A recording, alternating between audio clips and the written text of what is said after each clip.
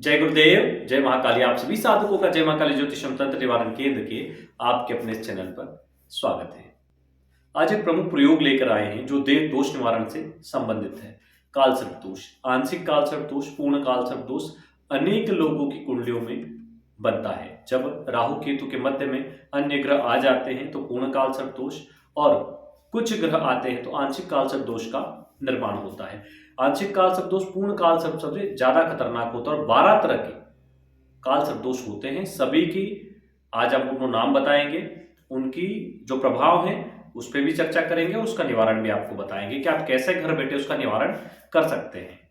बहुत से लोग हैं जो कि अन्य जगहों पर जाके काल सर्प शांति की पूजा करवा चुके हैं, लेकिन उनको लगता है कि पूजा सही नहीं हुई है। वैसे भी काल सर्प की पूजा जीवन में 3 बार जरूर करवानी चाहिए। आप भले ही पूजा करवाएं, फिर भी उसकी साधना विधि जो हम दे रहे हैं वो कर लें, और साधना विधि करने के बाद कभी ज्योतिर्लिंग पर जाने का अवसर बने तो और निवारण करें। उसमें क्या होता है, राहु और केतु की शांति होती है। और काल सर्प दोष की चाहे साधना हो चाहे आप शांति करवाएं, जीवन में 3 बार करवानी चाहिए। आप ये भी कर सकते हैं कि एक बार साधना कर ले पहले, अगर अभी आप नहीं जा सकते वहां पे तो, और साधना के बाद जब आपका जाना हो तब निवारण करें, फिर एक बार साधना दोहरा लें तो ये पूर्ण रूप से खत्म हो जाएगा। एक दिन की प्रयोग विधि बहुत ही कम, मात्र 11 माला, और आप इसकी निवारण कर लेंगे। लेकिन निवारण करने से पहले आपको समझना चाहिए कि कौन से काल सर्प दोष है जिनकी वजह से आप परेशान हो रहे हैं। हालांकि जिनकी कुंडली आदि नहीं है, लेकिन ऑरा स्कैनिंग के माध्यम से ये पता चल जाता है कि उन्हें काल सर्प दोष है, तो विधि तो यही रहेगी, लेकिन नाम से आप उसके प्रभाव को जान सकते हैं।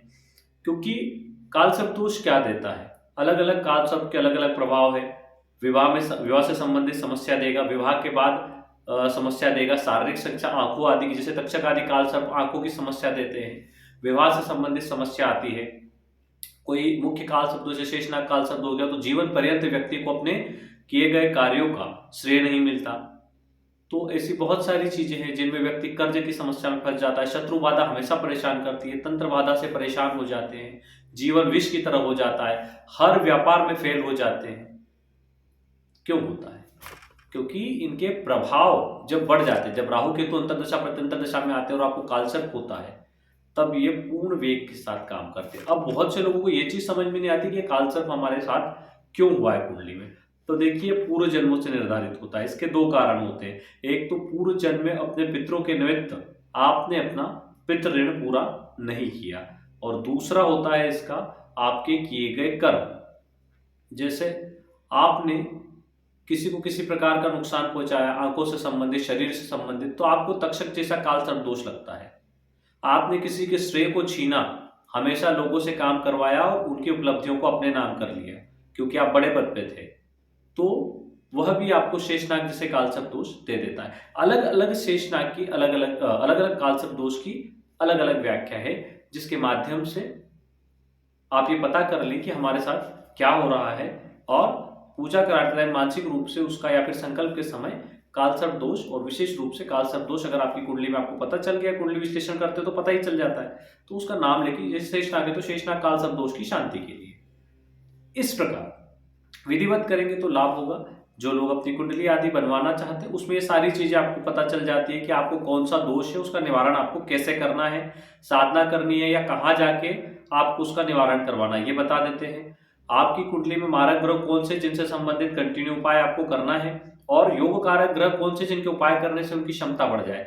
मारक ग्रहों के उपाय करने से जो हमें वो समय समय पे नुकसान पहुंचाते हैं उसमें लगातार कमी आ जाती है। अचानक होने वाले नुकसान बंद हो जाते हैं। जैसे अचानक बीमार हो गए, पैसा खर्च हो गया, अचानक कोई टूट फूट गई चीज है, पैसा खराब हो, तो इन चीजों में कमी आ जाती है। और जो योग कारक होते हैं वो हमारे फायदे वाले होते हैं, उनकी पावर को बढ़ाने से हमारे सामने नई नई अपॉर्चुनिटी आती है। ये चीजें आपको कुंडली विश्लेषण में पता चल जाती है। इसके अलावा आपको पता चलता है विवाह की स्थिति क्या रहेगी, भूमि भवन वाहन कब प्राप्त होंगे, हमारा अच्छा समय क्या आएगा, हमें नौकरी करना चाहिए, व्यापार करना चाहिए तो कौन सी फील्ड में करना चाहिए। मुख्य, हम जब कुंडली विश्लेषण करते हैं तो काम की बातें बताते हैं, हमें फालतू बातें बताने का कोई शौक नहीं है, ना हमारे पास समय है कि ये होगा वो, ऐसा ऐसा कुछ नहीं होगा। क्या करना चाहिए, क्या समस्या है जिसकी वजह से आज की समस्याएं उपलब्ध है, इनका कैसे निवारण करें, और भविष्य में हमें क्या करना है जिससे हम आगे बढ़ जाए, हमारे इष्ट देवी देवता कौन है, किनकी साधना करें, ये सारी चीजें आप कुंडली विश्लेषण पता कर लेते हैं। अब कुंडली विश्लेषण के लिए आपको क्या करना होता है, अपना नाम, जन्म तारीख, जन्म का समय और जन्म स्थान, साथ में कुंडली विश्लेषण शुल्क 500 रुपये डाल के उसका स्क्रीनशॉट, ये सारी चीजें नीचे दिए गए नंबर पे व्हाट्सअप करें। जिनकी कुंडली नहीं है ओरा स्कैनिंग करवा लें, और जिनकी कुंडली है वो ओरा स्कैनिंग और कुंडली विश्लेषण दोनों करवाएं, ताकि आपको अगर जन्म के बाद कोई पितृदोष लगा हो, कोई तंत्र बाधा लगी होगी, तो वो भी एकदम से क्लियर हो जाएगी उसमें कि उसका प्रतिशत क्या है, सारी चीजें। ओरा स्कैनिंग वाले अपने सर से पैर तक की फोटो खींच के भेजें, अंगूठी पहनी हो तो निकाल दें, जूते चप्पल ना पहने, कोई ताबीज वाबीज धागा होगा बांधा हो तो निकाल दें, लोई कलावा होगा तो चलेगा, लेकिन गले में कोई ताबीज वगैरह नहीं होना।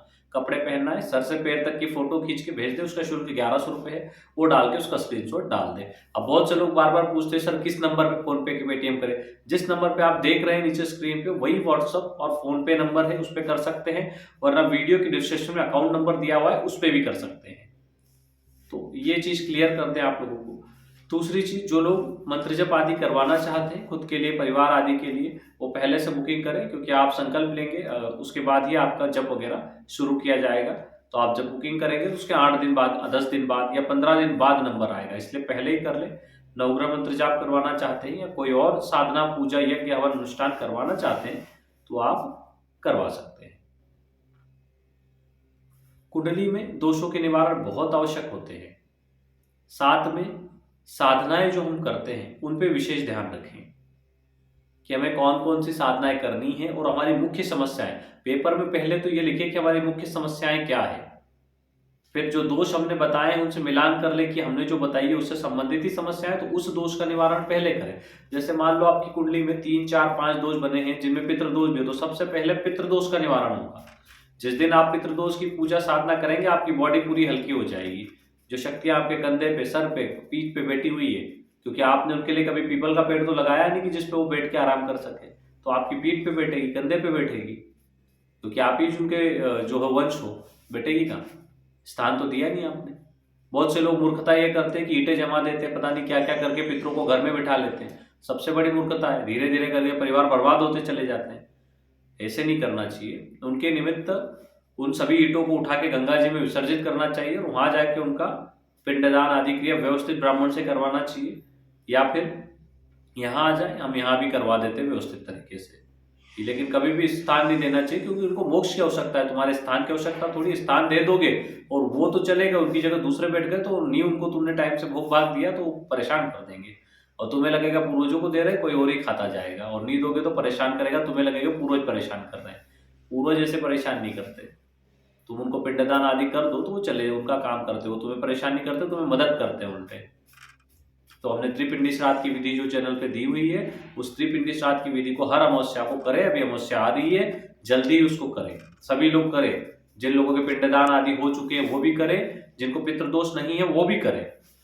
इससे होगा ये कि पितरों की कृपा प्राप्ति होगी। हर अमावस्या कर ले, आप खुद ही देख ले, 5-6 अमावस्या कर ले, उसके बाद अगले ये 5-6 अमावस्या का रिजल्ट अगले 2-3 साल तक देखें। पर हमारा तो ये कहना है कि 5-6 अमावस्या से भी ज्यादा करते ही रहे, जितना ज्यादा करेंगे उतना ज्यादा भविष्य अच्छा होता जाएगा। जो पितर आज भूखे प्यासे इधर उधर घूम रहे हैं वो सब आ जाएंगे और तुम्हारी मदद में लग जाएंगे। एक ऐसी शक्ति जिसको तुम देख नहीं सकते, एक अदृश्य शक्ति तुम्हारे काम में लग जाएगी, तुम्हारा काम करने। और हो सका तो कहीं ना कहीं अगर तुम्हारी कुंडली में योग है तो पितृ सिद्धि भी मिल सकती है। अष्टवसु साधना, पितृ साधना भी उसके बाद तुम कर सकते हो। बहुत से लोग क्या करते हैं, बिना यंत्र और बिना प्राण प्रतिष्ठित माला के करते हैं, या ज्यादा दिमाग लगा लेते हैं और माला ले आते हैं और जैसे तैसे उल्टी सीधी प्राण प्रतिष्ठा कर देते हैं, न मंत्रों का सही उच्चारण ना कुछ। और ऐसे में क्या होता है कि फल तो मिलता है साधना का, ऐसा नहीं फल नहीं मिलेगा, मुख्य मंत्र जप करोगे तो फल मिलेगा, लेकिन जो फल आपको 100%, 80%, 90%, 70% मिलना चाहिए, वो आप 10 या 15% में संतुष्टि कर लेते हो। उसी में आपको लगता है कि हाँ यार फायदा तो हुआ। तो हमेशा सही प्राण प्रतिष्ठित चीज का प्रयोग करें। कोई विशेष साधना कर रहे हैं तो उसमें बिल्कुल प्राण प्रतिष्ठित, भले ही एक साधना करो, एक साधना कोई 4 बार दोहराओ, लेकिन या लंबी कर लो उस साधना को, 11 दिन की है तो 21 दिन, 41 दिन कर लो, लेकिन प्राण प्रतिष्ठित चीजों का प्रयोग करो तो उसके लाभ होते हैं। या सही तरीके से प्राण प्रतिष्ठित करो, ठीक है। तांत्रोक्त साधना कर रहे हो तो तांत्रोक्त मंत्रों से ही सिद्ध होना चाहिए। अब हमने प्राण प्रतिष्ठा का वीडियो जैसे चैनल पे दिया है, सामान्य साधनाओं में वो बिल्कुल ठीक है, वो आप प्राण प्रतिष्ठा कर लो, लेकिन तांत्रोक्त साधनाओं में, विशेष साधनाओं में विशेष मंत्रों से सिद्ध होती है चीजें, विशेष प्रक्रिया से सिद्ध होती है। जिस यंत्र और माला को प्राण प्रतिष्ठा किया जा रहा है उसके नाम से वो सिद्ध होती है। तो इन सब चीजों को समझना बहुत जरूरी है। तो इसलिए हम बार बार कहते हैं कि सामान्य साधनाओं में वहां प्राण प्रतिष्ठित करो, कोई विशेष साधना कर रहे हो तो उसके लिए या तो ऑर्डर कर दो या फिर उस प्रक्रिया को सीखो और समझो। आने वाले समय में पेट ग्रुप में वो साधनाएं भी हम सिखाने का प्रयास करेंगे, क्योंकि वो जो प्राण प्रतिष्ठा की विधि होती है बड़ी जटिल होती है। 3 दिन की प्राण प्रतिष्ठाएं होती है। तो हो सका पेट ग्रुप में तो बहुत मुश्किल है, लेकिन जब हम आश्रम पे शुरू करेंगे तब अवश्य सिखाने का उसको प्रयास करेंगे, क्योंकि आश्रम पे समय रहेगा। 2 से 3 महीने का जो कोर्स रहेगा उसमें जरूर सिखाएंगे। और 2 से 3 महीने का लगभग कोर्स रखने का विचार है हमारा, क्योंकि 2 महीने में शायद ही साधनाएं पूरी हो पाए। लेकिन अगर पूरी हो जाएगी तो फिर 2 महीने में ऑफ होगा, लेकिन अधिकतम समय 3 महीने का रहेगा। और अभी जो वहाँ की 3 महीने की जो फीस हमने फिक्स की है वो है 35,000 रुपये। जो लोग आना चाहते हैं अपनी व्यवस्था करके रखें, दिसंबर से पहले पहले आश्रम पे शुरू करेंगे। लेकिन हमारा फिर भी यही राय है कि जो लोग आश्रम पे साधना करना चाहते हैं वो पहले पेट ग्रुप से जुड़ के साधना कर लें, क्योंकि आप प्रारंभिक साधनाओं को पहले कर लोगे तो आश्रम पे आपको मुख्य साधनाएं करने में समय नहीं लगेगा। जो लोग भी आश्रम पे आके साधना करना चाहते हैं ना, वो पहले से ही पेट ग्रुप में जुड़ के ये साधनाओं को सीख लो और अपनी ऊर्जा, जैसे रक्षा मंत्र हो गए, ये सारे मंत्र हो गए, ये हम आपको पहले ही कंप्लीट करवा देंगे।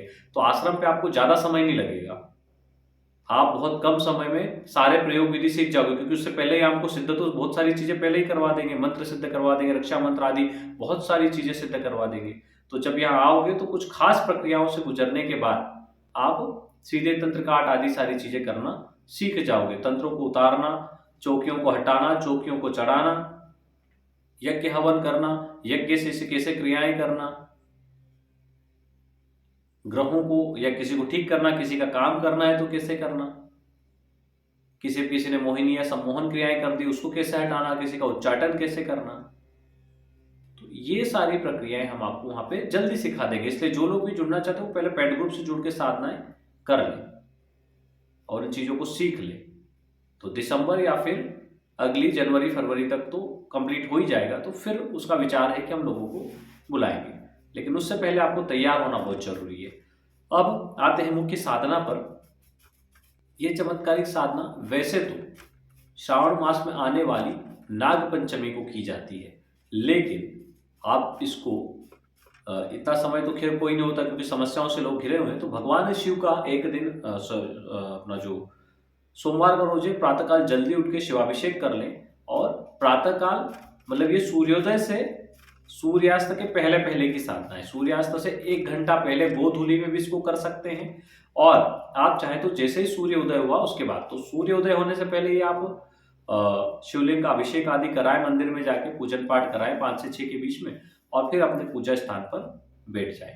सबसे पहले आप इन 12 नाग कालसर्प दोष जो हैं उनको जान ले, उनके प्रभाव को जान ले, और उसके बाद आपको इसकी सारी विधि, मंत्र, प्रक्रिया, ध्यान वो बताते हैं।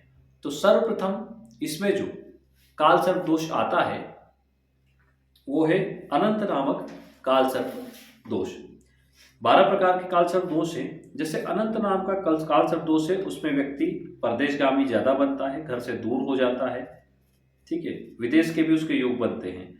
इस कारण जातक की सारी जिंदगी षड्यंत्र, सरकारी परेशानियों को देखने में पड़ती है। हालांकि महिलाओं से लाभ और हानि के योग बनते रहते हैं। लगभग 45 वर्ष तक जीवन में परेशानियां चलती है, जीवन में बहुत संघर्ष करना पड़ता है, और ये योग कभी कभी अध्यात्म की ओर भी ले जाता है। यहाँ पर ध्यान रखने वाली बात यह है कि हम इनकी कुछ कुछ चीजें बता रहे हैं। कालसर्प से संबंधित बहुत सारे दुष्प्रभाव हैं जो आपके आगे भी बताएंगे। अब दूसरा आता है कुलिक नाम का कालसर्प दोष।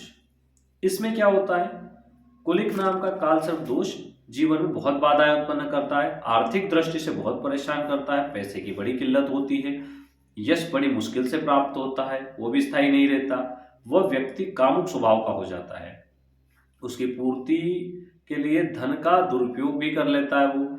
और ऐसे व्यक्ति ऐसे व्यक्ति जो है ना, इनको बुरा बोलने से बड़ा बचना चाहिए। जिस परिवार में जन्म होता है वहां संबंध अच्छे नहीं होते हैं। संघर्ष के बाद सफलता मिलती है, बहुत संघर्ष करना पड़ता है और शारीरिक रूप से भी इन्हें भारी तकलीफें होती है। अब जो तीसरा कालसर्प दोष आता है वो है वासुकी नामक कालसर्प दोष। ऐसा जो व्यक्ति होता है वो सारी उम्र दूसरों के लिए काम करता रहता है या उसका श्रेय दूसरे ले जाते हैं। अपनी जिंदगी में सिद्धांतों का व्यक्ति हालांकि पक्का होता है, लेकिन अस्थमा जैसी बीमारी हो सकती है। वंशवृद्धि में भी थोड़ी बाधा उत्पन्न होती है इनको। अब चौथा है शंखपाल कालसर्प दोष। इस योग वाले व्यक्ति को परदेशगामी और एकांत में निवास करने वाला माना गया है। ये बहुत अधिक खर्चीले होते हैं। इसके और भी चीजें हैं जो आपको बताएंगे। यह हमेशा दूसरों के बारे में सोचता है, परिवार के बारे में सोचता है, लेकिन वो लोग इनको वैल्यू नहीं देते हैं।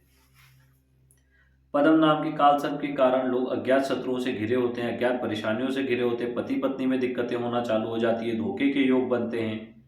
कई बार व्यक्ति गुप्त शत्रु और गुप्त बीमारियों के भी योग बन जाते हैं। छठा जो कालसर्प दोष है वो है महापद्म नामक कालसर्प दोष। व्यक्ति को संपत्तिशाली परिवार तो जन्म दे देता है, जन्म में आ जाता है, उस परिवार में आ जाता है। चरित्र उसका जो है वो संदिग्ध रहता है, शत्रु बहुत हावी रहते हैं, मानसिक परेशान होता है, लंबी बीमारियों का सामना करना पड़ता है, लेकिन वो शत्रुंजयी होता है, मतलब शत्रुओं को हराने वाला होता है। वो थोड़ा सा भी प्रयास करेगा तो अपने शत्रुओं को हरा देगा। अब आते हैं तक्षक नाम के कालसर्प दोष। इसके बारे में जैसे हमने पहले बताया था, विवाह में टूट जाते हैं, कई बार ऐसी समस्याएं बन जाती, विवादित होते हैं, आंखों की समस्या हो जाती है, पारिवारिक और गृह जीवन में थोड़ी असुविधाएं होती है, दिया हुआ धन वापस नहीं आता, पैसे के कारण परिवार में शांति रहती है, लेकिन ऐसे व्यक्ति मेहनत करने पर प्रसिद्ध जरूर होते हैं। अब आता है आठवां दोष, कर्कोटक नामक कालसर्प दोष। ऐसे व्यक्ति का भाग्योदय बहुत देर से होता है, चोट लगने के कारण शारीरिक पीड़ा बहुत होती है और बुजुर्गों से लाभ नहीं मिलता, यानी पारिवारिक संबंधी में दिक्कतें आती है। नौवा आता है शंखचूड़ नामक कालसर्प दोष। ऐसे व्यक्ति की नौकरी तथा व्यवसाय में बहुत अधिक उतार चढ़ाव होते हैं, आर्थिक स्थिति भी कोई खास अच्छी नहीं रहती, गोद जाने के भी योग बनते हैं, वाहन सुख कमजोर होता है और ऐसे लोग शरीर से थोड़े मोटे होते हैं। अब जो आता है 10वां वो है पातक नामक कालसर्प योग। ऐसे जो व्यक्ति हैं वो नौकरी में हमेशा परेशान होते हैं, संतान का स्वास्थ्य अच्छा नहीं रहता, माता पिता से दूरी होती है, कोर्ट कचहरी में फंस जाते हैं, राजनीति में खैर विशेष लाभ हानि इनको चलती रहती है, जन्म स्थान से दूर हो जाते हैं, स्वास्थ्य अच्छा नहीं रहता, थोड़ा ऐसे लोगों को समझ पाना भी मुश्किल होता है, दुर्घटना के योग होते हैं और कोई गंभीर रोग से भी उन्हें सावधान रहना चाहिए। निवारण ही उसका एक उपाय है। 11वां है विषधर नामक कालसर्प दोष। ऐसे व्यक्ति के पिता को सुख की कमी रहती है और थोड़े सुख के लिए भी विशेष परिश्रम करना पड़ता है। 12वां जो है वो है शेषनाग कालसर्प दोष। ऐसे व्यक्ति को एकांत में निवास करने वाला माना गया है, गुप्त प्रेम का योग रहता है, झगड़ों में पराजय देखनी पड़ती है, संतान सुख में कमी रहती है, धोखा मिलता है, अध्यात्म का प्रबल योग रहता है। ऐसे लोगों को अगर ये अध्यात्म में जाते हैं तो इन्हें बहुत लाभ होता है। वैसे कालसर्प दोष के जो हैं बहुत सारे कारण होते हैं, जो अब आप सुनेंगे तो आप समझ पाएंगे कि आपके साथ क्या क्या हो रहा है। ऐसे व्यक्तियों के मन में अकारण डर बना रहता है।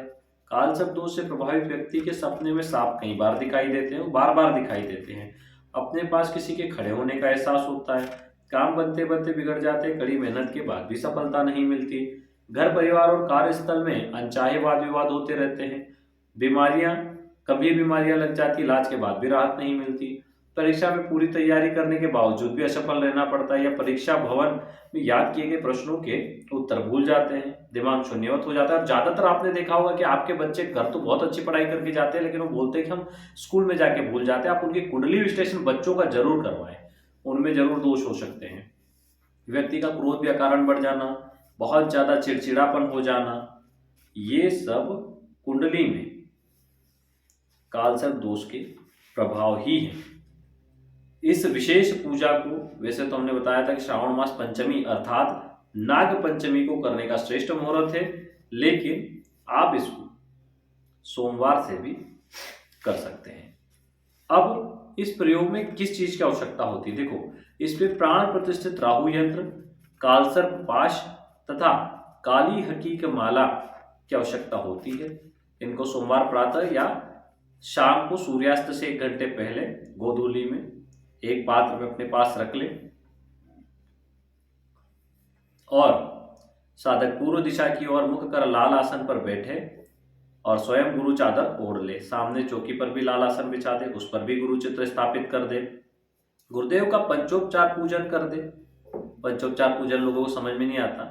फोटो मूर्ति है तो स्नान करवा दे, फोटो है तो फूल से पानी छिड़क दे, कुमकुम चावल आदि से पूजा कर दे और मूर्ति है तो पंचामृत से स्नान करवाए। गुरु पूजन के पश्चात भगवान शिव के स्वरूप का ध्यान मंत्र के साथ करें। मंत्र हम आपको स्क्रीन पे दे रहे हैं, मंत्र को देख ले।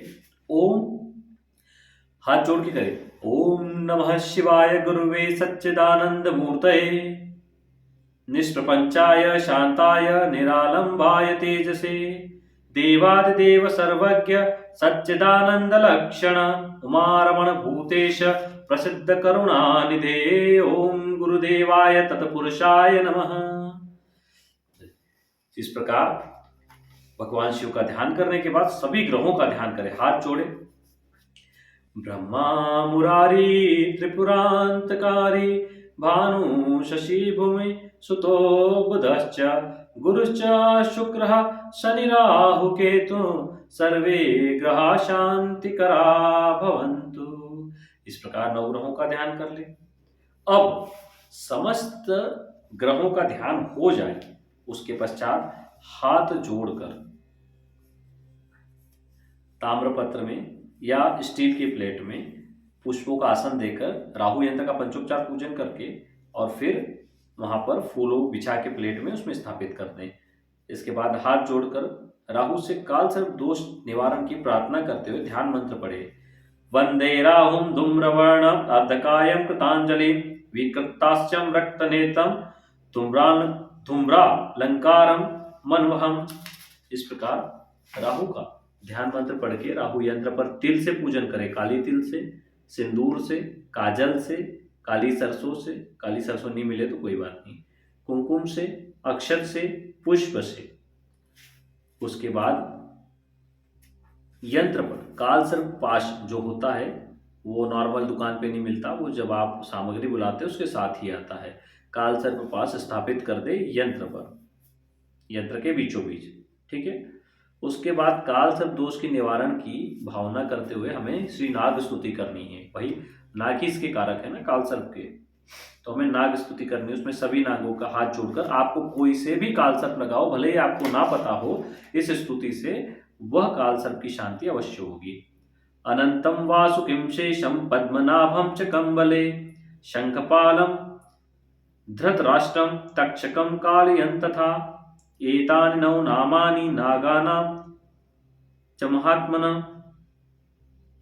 महात्मनां सायंकाले पठे नित्यं प्रातःकाले विशेषतः तस्य विषभयं नास्ति सर्वत्र विजयी भवेत्। इस प्रकार ध्यान कर ले। इसके बाद जो नीचे मंत्र दे रहे हैं उसको 108 बार पढ़ना है और जो काल सर्प पाश ऊपर रखा है उस पर थोड़ी थोड़ी काली तिल चढ़ाते जाना है। ओम ह्रौम, ओम जुम, ओम सह, ओम। यहां पर ओम के बाद जो ह्रौम लिखा है उसको HROOM ह्रौम है, इसको ध्यान रखें, होम ना पढ़े, आर है उसमें तो ह्रौम पढ़ा जाएगा। ओम ह्रौम, ओम जुम, ओम सह, ओम। 101 बार मंत्र पढ़ा, थोड़ी सी तिल के दाने काल सर्प पाश पे चढ़ा दिए जो यंत्र के बीचों बीच हमने रखा है। फिर दूसरी बार मंत्र पढ़ा, चढ़ाया। इसी प्रकार 108 बार मंत्र पढ़ के उस पर तिल के दाने चढ़ाना है। गिनना नहीं कितने भी हो तिल के दाने। तिल को पहले से ही घर लाएं, उसको 2 दिन पहले धो लें। धोने पानी में जैसे आप डालेंगे तो जो उसमें खराब होगी वो ऊपर आ जाएगी, उसको हटा दें। जो नीचे उसको साफ को सुखा के रख लें, जिसमें कीड़े गंदगी कुछ होगी तो साफ हो जाएगी, ठीक है। इसके बाद साधक पात्र में जल लेकर स्वयं उस जल में अपना बिंब देख ले, मतलब चेहरा देख ले, और भगवान सदाशिव से कालसर्प दोष निवारण की प्रार्थना करें उसमें चेहरा देखते देखते। इसी जल में कुमकुम और पुष्प की पंखड़ियां मिलाकर कालसर्प पाश और राहु यंत्र का अभिषेक निम्न मंत्र के उच्चारण के साथ करे। उनको एक प्लेट में रख ले और या फिर उसी प्लेट में कर ले, फिर उनको दूसरी प्लेट में स्थापित करे। आपने जिसमें पानी में देखा है अपना मुंह, उसी से, और प्रार्थना की है भगवान शिव से, उसी से आपको राहु यंत्र और काल सर्प पाश का दोनों का एक साथ अभिषेक करना है। ओम काल सर्पभ्यो नमः, इस मंत्र का जाप करते हुए उनका स्नान करवाना है और उसके बाद उसको वापिस उसी स्थान पर रख कर उसका पूजन कर देना है, यंत्र और काल सर्प पाश का। उसके बाद आपको, वैसे तो इसमें 3 माला जाप का ही विधान है, लेकिन इस काली हकीक माला से आप इसका 11 माला जाप अवश्य कर लें राहु मंत्र का। ओम भ्राम भ्रीम भ्रौम सह राहवे नमः, इसका 11 माला जप कर लें। माला प्राण प्रतिष्ठित को कभी भी जमीन पे न रखें, इस बात का ध्यान रखें। मंत्र जब पूर्ण हो जाए तो भगवान शिव की आरती करें और भगवान शिव को दूध से बना हुआ नैवेद्य अर्पित करें। राहु देव को पके हुए फल का नैवेद्य अर्पित करें, जल भी उनको समर्पित करें और साधना के पश्चात साधना के लिए उनके लिए क्षमा प्रार्थना कर लें कि हमसे कोई भूल हो गई हो तो हे भगवान शिव हम पे क्षमा करें, इसे क्षमा करें, हमें क्षमा करें और हम पर अपनी असीम कृपा बनाए। हे राहु देव, कोई भूल हो गई तो क्षमा करें, काल सर्प दोष की शांति हो, ऐसा आशीर्वाद दें। इसी साधना में प्रार्थना भगवान शिव से भी कर लें, राहु देव से भी कर लें। जब साधना आपकी पूर्ण हो जाए उसके पश्चात सभी साधना सामग्री को एक लाल कपड़े में बांध लें तथा अभिषेक किए हुए जल को एक पात्र में लेकर साधना सामग्री सहित किसी दूर पीपल के वृक्ष की जड़ में अर्पित कर दें। थोड़ा दूर चले जाएं और वहां पर इसको सामग्री को अर्पित कर दें। इस प्रकार आप काल सर्प दोष से मुक्ति अवश्य पाएंगे, क्योंकि ये जो काल सर्प दोष है व्यक्ति का, वे इस जीवन का तो नहीं है, पूर्व जन्म के कर्मों का परिणाम है। पूर्व जन्म में जो दोष हमने किए हैं उसी का परिणाम है। तो जब व्यक्ति दोबारा जन्म लेता है तो उसको ग्रहों की ऐसी ही स्थिति में जन्म लेना पड़ता है ताकि ग्रह उसको उसके कर्मों का फल दे सकें। ज्योतिष शास्त्र में तो राहु को काल और केतु को सर्प माना गया है। प्रत्येक व्यक्ति की मृत्यु रूपी काल से सदैव भयभीत रहता है। तो इसलिए व्यक्ति को सबसे पहले अपनी कुंडली में अपने दोष निवारण करना चाहिए। अपने परिवार में बच्चे बीवी हैं तो उनकी भी कुंडली आदि विश्लेषण करवा के उनसे संबंधित उपाय भी चालू करवा देना चाहिए और उनसे भी निवारण आदि कुंडली में कोई दोष आए हैं तो करवा देना चाहिए, क्योंकि जब आप ये करवाएंगे तभी आपको रिजल्ट आएंगे। क्योंकि दोष तो दोष होते हैं, इसलिए इनको करवाइए, तभी आप इनके रिजल्ट ले पाएंगे। और पत्नी की कुंडली में सूर्य पिता, शादी के पहले पिता का कारक होता है, शादी के बाद पिता का पति का कारक होता है। हालांकि पिता को तो रहता ही है लेकिन पति का भी कारक होता है। इसी प्रकार बच्चों की कुंडली में चंद्रमा माता का और सूर्य पिता का कारक होता है, बुध बहन का कारक होता है, मंगल भाई और रक्त का कारक होता है। मतलब शरीर और रिश्तों दोनों पे काम करते हैं। लगभग संसार के हर चीज पे हमारे से संबंधित ग्रह काम करते हैं। तो अगर आपकी बच्चे की कुंडली में सूर्य की स्थिति बेहद खराब है तो पिता की तरक्की में बहुत समस्याएं आएंगी। तो इसलिए बच्चों की कुंडली, खुद की कुंडली सब विश्लेषण करवाएं ताकि बच्चे भी छोटे छोटे उपाय कर लें जिससे पिता की तरक्की हो, क्योंकि कमाने वाला तो वही होता है घर में। अगर माता भी करती है या फिर दोनों के बीच लड़ाई चलती है तो बच्चों की कुंडली में चंद्रमा और सूर्य की स्थिति जरूर खराब होगी। अगर बच्चे भी उसका उपाय करें और आप लोग भी अपनी अपनी कुंडली में करो, पत्नी जो है वो सूर्य का उपाय करे, पति जो है वो चंद्रमा का उपाय करे, बच्चों जो है वो सूर्य चंद्र दोनों का उपाय करे, तो फिर देखिए कैसी भी स्थिति हो सब परिवार में प्रेम बन जाएगा। बहुत आसान है करना, लेकिन लोग करते नहीं हैं। उन्हें तो बस आजकल आदत हो गई है कहीं जाके माथा टेको और कोई बोले जाओ तुम्हारा कल्याण हो जाएगा, ये बना के मैंने दे दिया, जाओ इससे हो जाएगा। फिर उसको लेके बैठे रहेंगे, कुछ दिन देखते रहेंगे कि हाँ शायद इसका प्रभाव है, लेकिन वो कुछ होता नहीं है। वो बाद में फिर लड़ने लग जाते हैं। तो क्या होता है, हम भी देते बना के, लेकिन हम उसके साथ में कोई ना कोई मंत्र जरूर देते, क्योंकि बिना मंत्र आप उसको एक्टिवेट नहीं कर सकते। हाँ, सुरक्षा तावीजों की बात अलग है, लेकिन परिवार में कोई और क्रिया है तो उसके लिए आपको मंत्रों को करना बहुत जरूरी है। बिना मंत्रों किसी काम के नहीं, कर्म तो करना पड़ेगा ना आपको। तो किसी भी चीज को बहुत दिमाग लगा कर अपनी मेहनत की कमाई को कहीं भी ऐसा ना लुटाएं और सही रास्ते पे चले अगर तरक्की चाहिए। नहीं तो बेवकूफ बनाने वाले बहुत थे, बेवकूफ बनने के बाद पता चलता है कि यार हमने चोट कर ली, हमने वहां पैसा खर्च कर दिया। कई लोगों के मैसेज आते हैं कि साहब हमने गड़े धन के चक्कर में 1 लाख 2 लाख 3 लाख रुपए यहाँ वहाँ खर्च कर दिए। हम बोलते हैं एक छोटी चीज को समझ लो, अगर आपकी किस्मत में लक्ष्मी होती तो आप इतना परेशान क्यों होते, आप कर्ज में क्यों होते? आपको तो इतना समझना चाहिए कि समय खराब चल रहा है और कोई पैसा मांग रहा है, इसका मतलब आप जहाँ धन ढूंढ रहे हो धन है नहीं, ये पैसा जाना है, क्योंकि आपका समय खराब चल रहा है। आपको सबसे पहले अपना समय अच्छा करना पड़ेगा। अगर आपका समय अच्छा हो गया तो आपका हर निर्णय सही होगा। समय कैसे अच्छा होगा? एक दिन का धूमावती प्रयोग, एक दिन का घोर लक्ष्मी, स्थिर लक्ष्मी, अटूट लक्ष्मी, नागेश प्रयोग, कमला कंचन प्रयोग, माँ पीताम्बरा प्रयोग, और ऐसे कई प्रयोग जो हमने चैनल पे दिए हैं। गज लक्ष्मी प्रयोग, सहस्त्र लक्ष्मी प्रयोग, अष्ट लक्ष्मी प्रयोग। कैसे भाग्योदय नहीं होगा? जब लक्ष्मी के इतने स्वरूपों को पूजोगे, क्यों नहीं होगा? अरे आप किसी भी व्यक्ति की थोड़ा सा उसको उसकी तारीफ कर दो, 1 दिन 2 दिन 4 दिन 10 दिन जाके, तो वो आपका भगत हो जाता है। एक नॉर्मल व्यक्ति या किसी अधिकारी के पास जाके आप करोगे, उनकी थोड़ी झूठी तारीफ कर दोगे तो भी वो हो जाएंगे। किसी पद प्रतिष्ठा पर बैठा हुआ व्यक्ति, उसकी तारीफ करो, देखो फुलानी समाएगा, आपको बुला बुला के चाय पिलाएगा। तो देवी देवताओं के लिए जब आप इतनी साधनाएं करोगे तो क्या थोड़ी सी कृपा नहीं करेंगे आप पे? और उनकी थोड़ी सी कृपा तो रंग को राजा बना सकती है। तो ये चीज समझो तो सही है। आपको एक एक साधनाएं करके घर बैठ गए, एक चीज डन कर लो, नहीं ज्यादा कर सकते घर में, महीने में 11 दिन जरूर साधना करेंगे। पत्नी लड़ाई करती है, घर वाले नहीं मानते, कोई बात नहीं, तुम लोग मत मानो। अगर मैं कमा रहा हूं या मैं कहीं काम कर रहा हूं या मेरा जीवन है, तुम लोगों के लिए गधों की तरह थोड़ी कमाता रहूंगा। मेरा जीवन है, मुझे 11 दिन पूजा करना है महीने में, मैं करूंगा। नहीं, मैं तुम लोग मेरे मैटर में नहीं बोलोगे, मैं तुम्हारे मैटर में नहीं बोलूंगा। मेरी पूजा को कोई डिस्टर्ब नहीं करेगा, वरना जीवन में मेरे से कोई उम्मीद नहीं करना। ऐसा दृढ़ निश्चय होना। ऐसे कैसे घर डरा देती है, बीवी डरा देती है, बीवी डरा देती है पूजा नहीं करने। अरे ऐसे कैसे डरा देती है बीजी? कोई दारू पी रहा है व्यक्ति, नॉनवेज खा रहा है, या गलत काम कर रहा है जो तुम उसको रोक रहे हो? भगवान की भक्ति कर रहा है ना, माँ की सेवा कर रहा है, माँ की भक्ति कर रहा है। बहुत सी स्त्रियों में एक डर ये बैठ गया है कि ये बाबा जी ना बैठ जाएंगे तो हमें छोड़ के चला जाएगा। गृहस्थ, हम खुद गृहस्थ है तो हम किसी को बाबा जी क्यों बनाएंगे? अब उन्हें भी गृहस्थी रहना, गृहस्थ में ही सबसे बड़ी सिद्धि है। सन्यासी होना कोई बच्चों का खेल नहीं है। सबसे कठिन काम है काम वासना पर कंट्रोल करना, उसको जीतना। सन्यासी होकर काम वासना पे कंट्रोल है, मोबाइल में उल्टी सीधी चीजें देख रहे हैं, शिष्य आ रहे हैं, उनपे आपकी गलत दृष्टि है, हर जगह काम वासना के लिए तरस रहे हैं या गलत कार्य कर रहे हैं, तो क्या आपका सन्यास जीवन का मतलब रह जाएगा? सन्यास तो इन सब चीजों पे जब विजय प्राप्त कर लेता है व्यक्ति, तब सन्यास शुरू होता है।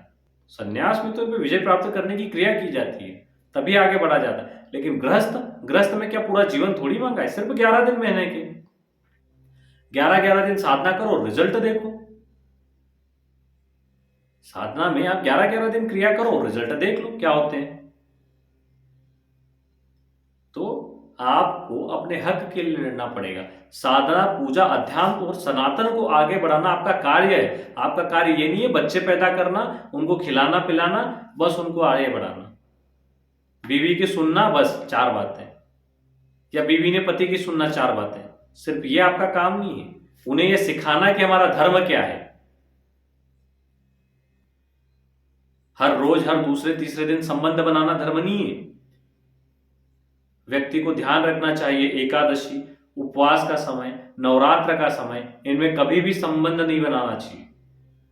पति पत्नी को पवित्रता के साथ रहना चाहिए। पवित्र दिनों में देवी देवता आपके घर आते हैं, जब आपको ऐसी स्थितियों में देखते हो, समझते बताओ हमारे मुख्य दिन है, साल भर में आते हैं और यहाँ ऐसे काम है, यहाँ भी इनको तसल्ली नहीं है, तो पशुवत हो गए। मनुष्य तत्व कहाँ रहा? मनुष्य तत्व क्या है? संयमता है, धैर्य है, दृढ़ विश्वास है, पुरुषार्थ है। कहाँ है इनमें? ये तो बेलगाम घोड़े हो गए। तो पहले अपने आप को समझो कि आप धरती पे आए कोई यही काम के लिए आए हो क्या? खाना, निकालना, बच्चे पैदा करना और मर जाना, सिर्फ इसीलिए आए हो? पता भी है मरने के बाद होता क्या है? गरुड़ पुराण सुनो, समझ में आएगा। आजकल तो गरुड़ पुराण कोई ला के नहीं सुनेगा, तो गरुड़ पुराण निकाल लो इंटरनेट पे, यूट्यूब पे, गूगल पे, उसको पढ़ो तो समझ में आएगा क्या होता है। अब बहुत से लोग बोलते हैं कि जरूरी थोड़ी है कि गरुड़ पुराण में लिखा है जो सही है। अच्छा, तो तुलसीदास जी ने इतने साल पहले कैसे लिख दिया हनुमान चालीसा में, जुग सहस्त्र जो जन पर भानु लील्यो ताहि मधुर फल जानो, सूर्य और पृथ्वी की दूरी कैसे बता दी उन्होंने? जो नासा आज बता रहा है, और एग्जैक्ट वही बता रहा है जो उन्होंने बताई थी। उन्होंने कैसे बता दिया कि ब्रह्मांड में कितने ग्रह हैं? उन्होंने कैसे बता दिया कि हमारी धरती सूर्य के चक्कर लगाती है? कुछ लोग तो बोलते हैं चपटी है। नासा को भी नहीं तब तक ये लगा था जब तक उन्होंने चेक नहीं किया। उन्हें लगता था कि सूर्य ही चक्कर लगाता है। तो कहने का ये मतलब है कि हमारे जो वेद पुराणों में रखा है वो सटीक है। अर्थ लोग समझ नहीं पाते और बहस कर जाते हैं। बहुत एक विवाद चला था, ढोल गवार शूद्र पशु नारी सकल ताड़ना के अधिकारी। इस पे विवाद चला था कि बोले इसमें नारी को ताड़ना देने के लिए कहा गया है, ढोल गवार और शूद्र को ताड़ना देने के लिए कहा है। अरे भाई, नहीं कहा गया। नारी के लिए ताड़ना शब्द मतलब नजर रखना कहा गया था। वो कोमल है, कोई उसे चुरा न ले, कोई उसे बहका न दे, इसलिए उस पर नजर रखने के लिए कहा गया है। वरना कितने कांड हो रहे हैं आज, लव जिहाद फलाने ढिकने। तो ये पहले लिख दिया गया था कि ऐसा नजर रखना चाहिए, सानिध्य में रखना चाहिए, प्रेम से रखना चाहिए, समय देना चाहिए। ये होता है ताड़न। गवार के बारे में, शूद्र के बारे में कहा गया, गवार के बारे में कहा गया है कि भाई उस पर ताड़न का अर्थ है कि उसको डांट के रखो, उसको समझ में नहीं आया वो गलत काम करेगा, क्योंकि वो तो गवार है, उसको कुछ आइडिया नहीं। आप उसको कोई काम बताओगे तो वो कैसे करेगा? तो ताड़न मतलब उसको डांट के समझाओ तभी समझ में आएगा। तो ढोल गवार शूद्र पशु नारी सकल ताड़ना के अधिकारी में सबके लिए ताड़ना का अलग अलग मतलब है। पुराने बहुत सारे वीडियो में बता चुके हैं, बहुत विषय पे इस विषय पे चर्चा हो चुकी है, तो अब नहीं करेंगे। वैसे भी आज का वीडियो बहुत ज़्यादा लंबा हो गया है। ठीक है, रात के लगभग 1:45 बज रहे हैं, और चलिए ठीक है, आज के लिए इतना ही। जय गुरुदेव, जय महाकाली।